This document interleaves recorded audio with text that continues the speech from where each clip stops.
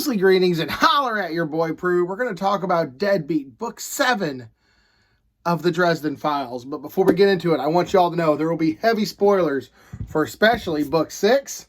But 1 through 6 as a whole will be kind of spoiled. So if you haven't read it, go read the Dresden Files. This is my definition of like a hidden gem series. Like, I didn't hear a lot about this prior to getting into it. I just didn't know about it. I mean, there was a TV show apparently, but it was not very well. I haven't seen it. Maybe I'll watch it when I'm done with the series. But this has been a hidden gem cult classic series. It's a pulpy detective novels with werewolves and magic and wizards and vampires, and it's amazing. So if you haven't read it, support a local Missourian Jim Butcher, who just seems like a really nerdy, fun guy, and go read Dresden. And if you aren't a reader, if you're not a reader, some people aren't readers. They just like to talk about books. Go to Hoopla or go to your local library app and download Book 1, Stormfront, and James Masters. Spike from freaking Buffy does most of these audios books as far as I can tell. At least all the ones I've heard, it's Spike from Buffy. So how cool is that? So big props for the Dresden Files, and please, spoilers from Book 1 through 6. So if you're still around, we're going to talk about Book 7, Deadbeat. Again, my favorite part of the Dresden's how pulpy they are. So the title usually reflects the problem we're going to face. Like in Full Moon, when it was werewolves. Get it? Full Moon, werewolves. Got it. Cool. So awesome. I'm glad you're still here. I am glad you're still here. We're going to talk about Deadbeat, my new favorite installment of the Dresden Files. That's right. Yes, this series just keeps getting better for the most part. Yeah. And I couldn't help but love everything about this longer than usual novel, but I loved it. Let's get into it. I'm going to do this review like I normally do with plot, characters, some pros and some cons, and the journey, how I enjoyed the experience of the book. Now, again, spoilers for Book 1 through 6. So please, if you haven't read Book 6, please stop watching because I'm about to spoil some crazy plot. Dresden and his new brother Thomas. That's right, you find out Dresden has a brother in Book 6, which is really cool.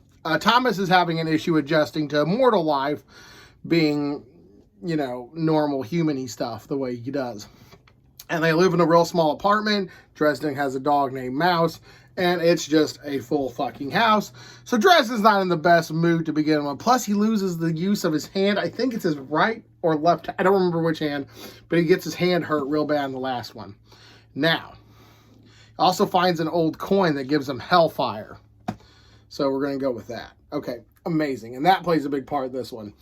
The plot, though, consists around Dresden has to go meet an old friend. I don't want to spoil who, because that was kind of cool for me to find out who it was.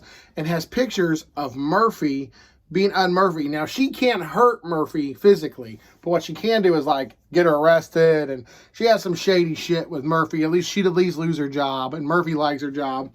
But Murphy's not in this book. Murphy's off in Hawaii with Kincaid. So, that's kind of cool. There's no Murphy. Excuse me, I get a little excited when I do these. Oh, pardon me. Ooh, my. So there's no Murphy, and Murphy is just out of the picture for this one. And she tells Dresden he can't ask for help. Now, that's the general plot of this. I'm going to give the plot a B. Basically, it's an old enemy. It's like, hey, go get me some shit, or I'm going to hurt your friend. Not physically, but I'll destroy your career and destroy your life. And Dresden does it. That's the plot. It's not the most great of plots, but it's indeed a plot I'm not too familiar with, so I'm going to give it a B. However, after reading this, I realized that this book is basically the 90-degree turn for the Dresden Files. Like, excuse me. I'm just a whole mess today, aren't I, folks? Sorry. That every book after this one will be completely different, because looking back, certain aspects and things that happen in this book just completely change the landscape. Like the battlefield's changed, people. Okay, so let's get right into the characters, which is my favorite part of the Dresden Files. We're going to exclude Dresden because, you know, he's in all these fucking books. But let's get into Butters. Butters is in this. Polka will never die. I love Butters. Butters is a creepy, lanky goth mortician who just finds out about the existence of paranormal and ghosty ghoulies, and it's fucking crazy, and I love it. I love Butters to death in this one. At the end, Butters is like, I'm going down swinging. I'm like, man, I can relate to Butters. I like me Butters. Butters is cool.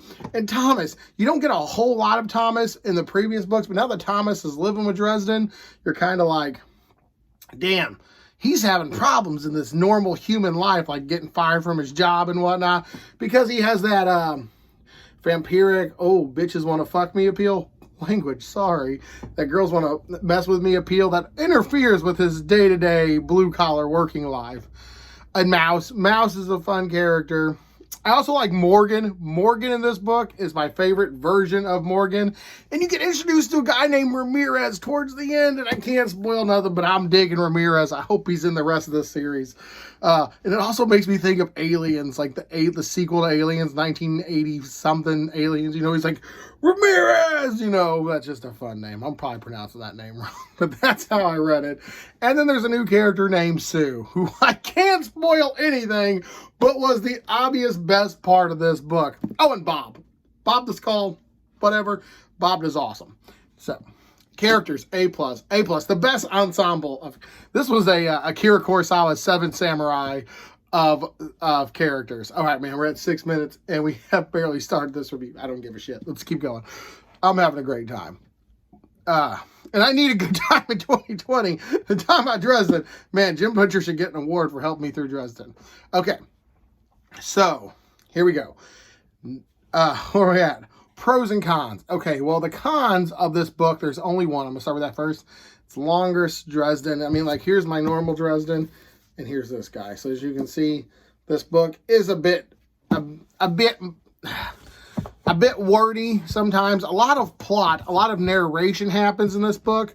So, for a guy like me who enjoys, like, the action-y scenes, this one was a little harder to like deal with all the narration, and there's a lot of characters. There's a lot of characters in this.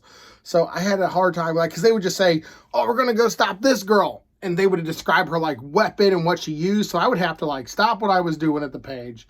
Because I can stop on a page. Like I'm reading page like 188. I can stop on page 189, but I can't stop midway through page 188.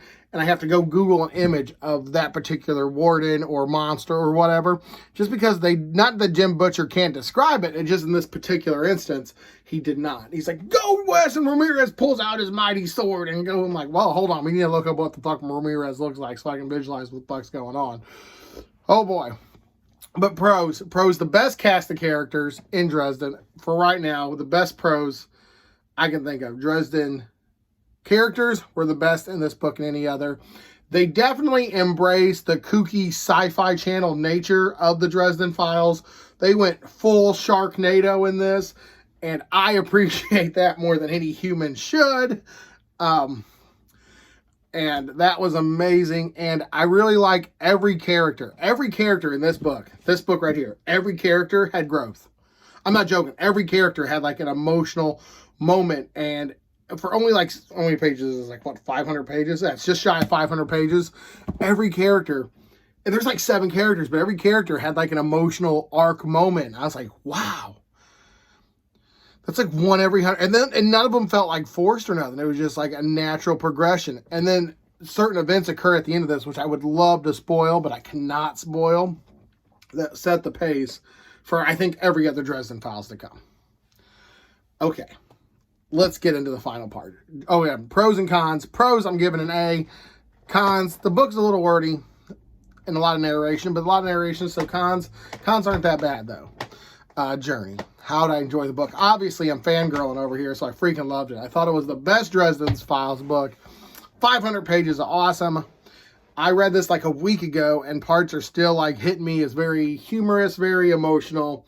And the fact that every character got personal growth and development, I really feel like this book, like book 1 through 6 is like the prologue, and from now on we're gonna get into real stuff. That's just me though. I'm only at book 7. Book 8 might just be like, fuck you. No, but the journey I'm gonna give an A. So obviously the overall score is a complete A, a badass, complete great read. My epic level Tome of Awesomeness seal right here. Bam. If I had stickers, I might do that next year. I might get stickers, and every book I feel is an epic level of awesomeness, bam, seal of approval. You have the Josh Britt seal of approval on all the Dresden Files, but that one's amazing. Stick with it. But there we go. It's been over 10 minutes, so I'm going to cut the video about here, and thank you all for watching. Dresden Files. Do you read it? Did you love it? Have you read this book? If you have read it, try to ease up on spoilers in the comments. I personally went to someone else's, a more popular booktube channel named Mike's Book Reviews, who just hit 35,000 subs. So good job, Mike. I'm still fighting for 100, bastard. But his comments were so spoilery, I just had to walk away. But thank you all for watching, and you stay creepy. And I hope 2020's been good for you. Thank you.